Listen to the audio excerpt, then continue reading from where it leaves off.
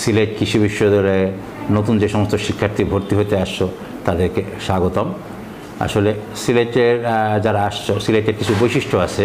সিলেট হলো একটা বিভাগীয় শহর এবং এখানে যা বিভাগ অন্যান্য শহর থেকে এখানে যা পার্থক্য, এখানে কিন্তু এয়ারপোর্ট আছে এবং সিলেটে আরেকটা যেটা হলো যে আমাদের যারা ট্যুরিস্ট যারা আসেন, ট্যুরিস্টের জন্য অনেকগুলো জায়গা আছে, যেমন সাদা পাথর, বিছনাকান্দি, তারপরে রাতারগুল, এরকম অনেকগুলো সুন্দর সুন্দর কিন্তু জায়গা আছে, যার জন্য আশা করি সিলেটে যারা তোমরা ভর্তি হবে এখানে থাকবে এবং আগামী 4 বছর বা যদি মাস্টার সহ বা যারা ইন্টার্নি করবে তারা 5 বছর, যারা মাস্টার সহ আরও 1.5 বছর তারা থাকবে।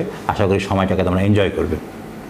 এখন যেটা প্রশ্ন হইলো যে কালকে থেকে আমাদের আগামী পরশু দিন থেকে তো ভর্তি, তো এই ভর্তির জন্য আমাদের কী কী লাগবে। এবার সিস্টেম একটু পরিবর্তন হয়েছে, সেটা হলো সবাইকে প্রথমে যেতে হবে আমাদের কেন্দ্রীয় অডিটোরিয়াম। আমাদের কেন্দ্রীয় অডিটোরিয়াম তো আগে ছিল না, সিলেট কৃষি বিশ্ববিদ্যালয় কেন্দ্রীয় অডিটোরিয়াম এবং সুন্দর একটা অডিটোরিয়াম এবং অনেক বড়, প্রায় 1200 থেকে 1400 জন ওখানে বসতে পারে। সেখানে প্রথমে যেতে হবে। যাওয়ার পরে আইসিটি সেল তাদেরকে নিশ্চিত করতে হবে যে তার রোল নাম্বার ঠিক আছে কি না, তার প্রবেশপত্র দেখে, যার জন্য তার প্রবেশপত্র তাকে নিয়ে আসতে হবে। এরপরে যেটা ওখানে আমাদের যদি রক্তের গ্রুপ কারো জানা থাকে তাহলে তো ভালো, আর নাহলে আমাদের সিলেট কৃষি বিশ্ববিদ্যালয়েরই একটি সংগঠন আছে যার নাম বাঁধন, তারা রক্তের গ্রুপ শনাক্ত করে দেয়। তো তোমার এই ফর্মের মধ্যে রক্তের গ্রুপটা লিখে ফেলতে হবে এবং এরপরে ওখানেই হেলথ যারা আছেন, স্বাস্থ্য, তারা তোমার স্বাস্থ্য আছে, তুমি স্বাস্থ্যবান আছো কিনা। নর্মালি এখানে স্বাস্থ্য বলতে যেটা বোঝানো হয় যে কোনো পঙ্গুত্ব বা অন্য বড় ধরনের কোনো ছোঁয়াচে রোগ আছে কিনা, এইটা এরকম না। অনেকে ভয় পাচ্ছে যে আমার স্বাস্থ্য পরীক্ষা কী হবে, উচ্চতা বা ওজন, এগুলো নিয়ে খুব একটা সমস্যা হয় না। তোমার দেখা হয় অবশ্য চোখের, তার দেখে সে ঠিক মতন কালার ব্লাইন্ড আছে কিনা, যদিও কালার ব্লাইন্ডের কারণে হয় না, তারপর একটা রিপোর্ট করে রাখা হয়। তো এই মোটামুটি যাতে যদি কারো হাত পা না থাকে বা বড় ধরনের পঙ্গুত্ব থাকলে সেক্ষেত্রে হয়তো তার ভর্তি সমস্যা, এছাড়া তেমন কোনো সমস্যা আসলে নাই। এরপরে তুমি ওখান থেকে চলে যাওয়ার পরে যে ফ্যাকাল্টি যে ডিন অফিস আছে, বিভিন্ন ডিন অফিস আছে, এই ডিন অফিসে চলে যেতে হবে এবং এই ডিন অফিসে আসার পরে ডিন অফিসে তারা তোমার যে কাগজপত্র লাগবে, তোমার এসএসসি এইচএসসি যে সার্টিফিকেট, মার্কশিট, এই জিনিসগুলো লাগবে, আমাদের অরিজিনাল কপি লাগবে এবং ফটোকপিও লাগবে এবং কিছু ছবিও লাগবে। এবং একটা জিনিস খেয়াল করতে হবে, অনেকে যেটা প্রশ্ন হলো এইচএসসি সার্টিফিকেট অনেকে এখনও পায় নাই, অনেক স্কুল তারা বলছে বা অনেক কলেজ তারা এইচএসসি পায় না। এসএসসিটা নিয়ে আসো, আর এইচএসসির জন্য একটা সময় দেওয়া হবে, সাধারণত 28 দিন সময় দেওয়া হয়।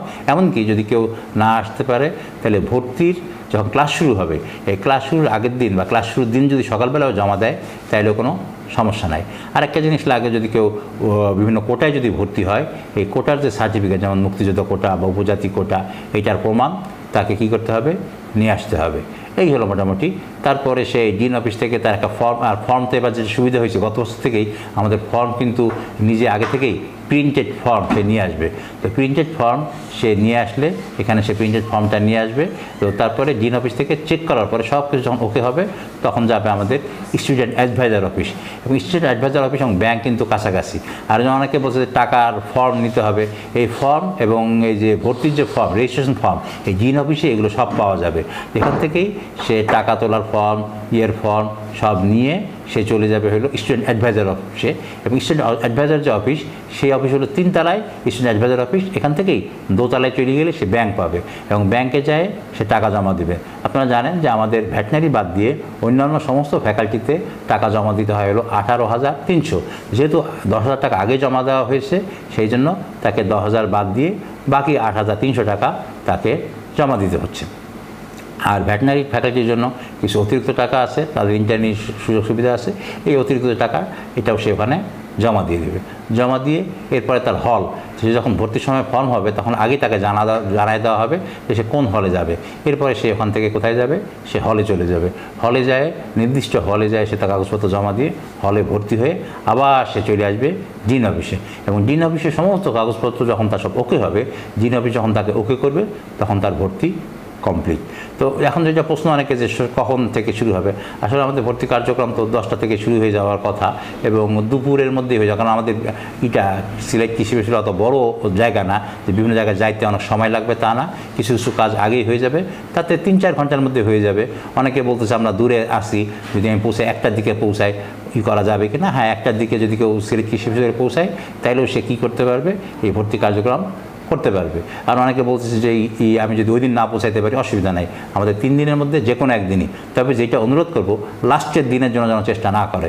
গত বছরের মনে আছে যে একজন শিক্ষার্থী সে লাস্টের দিন চেষ্টা করতেছিল, পরে রাস্তায় ব্রাহ্মণবাড়িয়ায় ভিড় হয়ে গেছিল এবং পরে আস্তে আস্তে 5টার পরে, যে কোনো কারণেই হোক না কেন আমরা শেষ পর্যন্ত অ্যাকসেপ্ট করছি, কিন্তু সবসময় অ্যাকসেপ্ট নাও করতে পারি।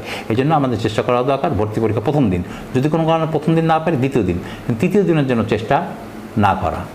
এই হলো মোটামুটি ভর্তি এর জন্য প্রক্রিয়া। সবাইকে ধন্যবাদ।